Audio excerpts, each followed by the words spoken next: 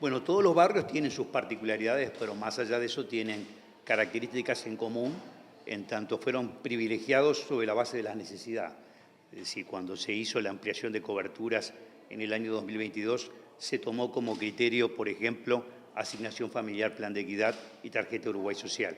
Y sobre esas bases se entendió que estaban relacionados con los quintil 1 y quintil 2 de ingresos de hogares. Por lo tanto, es una población que cruzan en distintos barrios con las características que hacen a un barrio diferente a otro, pero que tienen un común denominador en lo que hace a la necesidad. Este es todo un tema, también mirándolo con perspectiva hacia adelante, en lo que hace a la diferencia entre necesidad y demanda. Es decir, la necesidad está planteada, por ejemplo, sobre estas mismas características que acabo de mencionar. Es decir, en este caso, entendiendo concretamente que si uno es merecedor de una prestación social al estilo asignación familiar, plan de equidad, entonces reúne las condiciones como para entender que tiene las necesidades de asistencia a un centro de atención a la infancia y la familia. La demanda es algo diferente y hay que trabajar sobre la demanda. La demanda supone una intención por parte de la familia de efectivamente concurrir.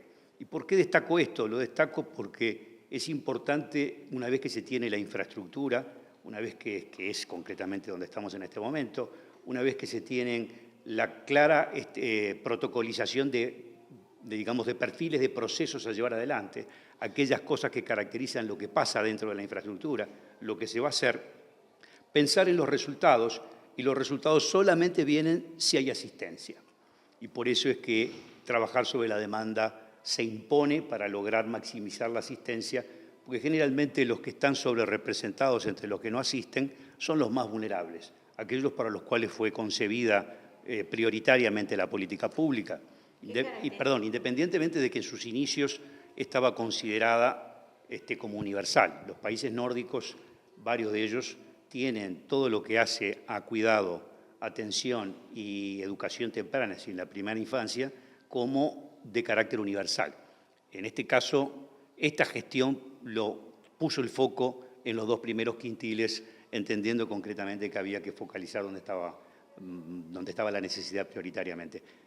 En esto, la literatura tiene posiciones encontradas, ¿no? Algunos que favorecen lo universal, yo favorezco lo universal, en el entendido de que favorece la interacción entre sectores distintos y eso tiene una repercusión importante en el desarrollo y por lo tanto merecería ser considerado por lo menos en la discusión a punto de partida de lo que la evidencia muestra.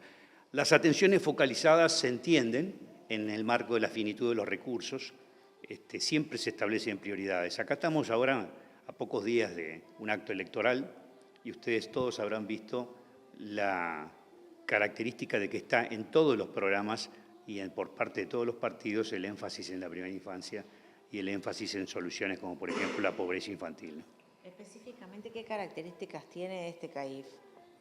Tiene las características que tienen todos los CAIF, es que en definitiva persigue a punto de partida de brindar un espacio de estímulos, es decir, hay que tener presente cuando pensamos en los primeros 36 meses lo que significan esos primeros 36 meses, o la literatura lo definiría como los primeros 1000 días de vida, en el marco del desarrollo neurocognitivo, en el marco del potencial que luego va a estar condicionando. Ahora hay esta evidencia, ayer fue el Día Internacional de la Salud Mental, ahora hay esta evidencia concretamente que muestra que lo que se hace tempranamente tiene impacto en etapas subsiguientes en cuanto que se transforma en factores de protección para evitar menos chance de victimización o de procesos que conduzcan a situaciones indeseables. Por lo tanto, es un entorno, es un espacio donde el niño interactúa, se le permite de esa manera decir una cosa, son aquellas cosas con las que llegamos al mundo, cuyo cableado inicial básico de nuestro cerebro viene dado por nuestros genes,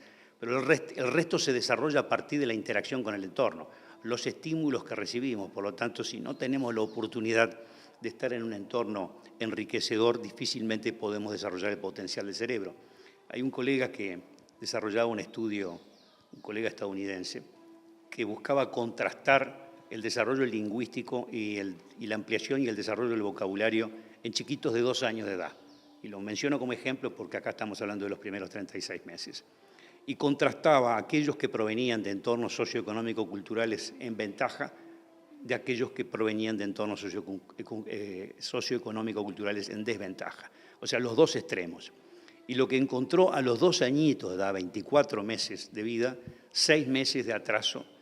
Y eso se explica porque si uno está en un entorno de pocas palabras, de poca estimulación de enriquecimiento de un vocabulario, difícilmente construye todo lo que son esas características que luego importan para la lectoescritura cuando se empieza a llegar a las puertas de la escuela. Por lo tanto, no alcanza a contener un potencial innato que viene dado a través de nuestro sistema nervioso central, sino requiere de la oportunidad para estar enfrentando esa interacción enriquecedora y particularmente el apego y la seguridad afectiva, algo que yo destaqué hace un rato en las palabras que pronuncié. 2 componentes centrales de los procesos que se tienen que estar desarrollando en la interacción entre adultos funcionarios con los chiquitos a los efectos de que sientan las bases para la construcción de esos cimientos de seguridad afectiva. Pues a ti, ¿qué pasa con la asistencia? Ustedes dejó entrever que hay una ampliación en la cobertura a partir de una necesidad, porque en definitiva en concordancia con la cantidad de personas que reciben asignación familiar, pero que habría una disponibilidad de cupos. ¿Las familias no están asistiendo como ustedes esperaban? Claro, no es tanto que existe una disponibilidad de cupos, es el tema de que se establecen convenios sobre determinada cantidad de cupos, en este caso más de 100, que son las bases del convenio. Se establece un número concretamente que hace a todas las características del proceso de gestión de aperturas, es decir, a punto de partida de la cantidad de niños y niñas que van a estar atendiendo, se define el equipo que tiene que estar trabajando y después lo que se espera es que ese número efectivamente asista. ¿Y asiste o no? Bueno, asisten de manera, yo tuve conversaciones con todos los directores departamentales en recorridas muy amplias y hay un porcentaje de inasistencia no menor que hay que trabajarlo. ¿De cuánto es? Es difícil porque habría que verlo promedialmente, no. Esta es parte del problema. Es un dato importante que no está registrado de manera sistemática y por lo tanto poder estar aportando dato confiable y válido en el sentido de lo que hace la medición. Lo que sí es cierto... ¿Qué es lo que esgrimen las familias de por qué no concurren, por qué no envían a sus hijos a estos centros? Pueden haber distintas razones. Algunas de ellas, eventualmente, pero son todas hipótesis que explican parte y no el todo de las inasistencias. Hay ciertas inasistencias que se dan a lo largo del año que no tienen importancia ninguna. Se dan en el marco hasta porque está lloviendo o por circunstancias de esa naturaleza. No nos referimos a ese aspecto, sino que nos referimos a las inasistencias crónicas.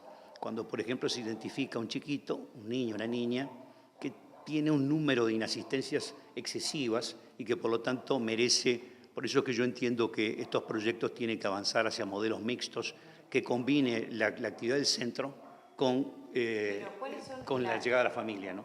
Bien, ustedes encuentran que hay inasistencia. ¿Cuáles son las razones de inasistencia de esas familias que deciden que sus hijos no vayan a los centros? Es lo que acabo de señalar, es decir, no existe, para poder dar una respuesta cabal concreta a una pregunta tan específica, uno tiene que tener la evidencia concreta de una explicación concreta y eso supone un relevamiento que es parte de la tarea en el marco de gestión que a mi juicio necesita incrementarse mucho más. Por eso es que lo coloqué en el plano de hipótesis explicativas. Por ejemplo, y la más crítica, porque generalmente está correlacionada con los entornos más carenciados, es eventualmente la falta de conciencia clara de lo bueno que le puede aportar el centro y por lo tanto, ser específicamente cuidadoso en evitar la inasistencia y hacer de la asistencia un tema muy importante. Ahora, desde la perspectiva de la gestión pública en el marco de los CAIF,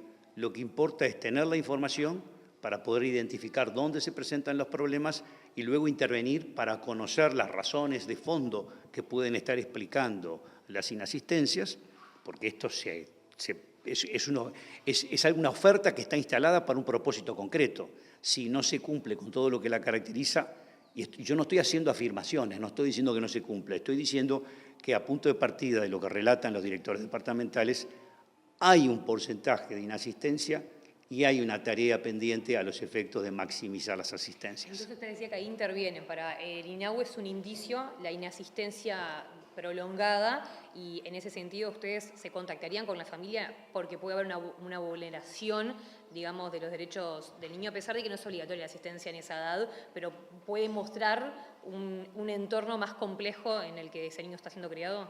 Sí, no lo miro tanto desde ese punto de vista, sino lo miro como lo que significa centros abiertos a la comunidad, interactuando con la comunidad, llegando a las familias cuando se constata, para lo cual hay que tener buenos registros y buenos datos que permitan identificar qué chiquito con nombre claro está faltando, y si está faltando de manera muy sistemática, llegar a esas familias y al mismo tiempo estudiar claramente la base de fondo, lo que subyace las inasistencias a los efectos de comprenderlas y actuar sobre eso. Lo que sí digo es que es un tema que está presente en las charlas con las organizaciones de la sociedad civil, todas agrupadas en sus marcos de organización. Este es un tema que yo lo he conversado con ellos y se entiende como un aspecto a resolver. No es una crítica, es saber concretamente que esto está presente como un aspecto que hay que trabajarlo para mejorarlo.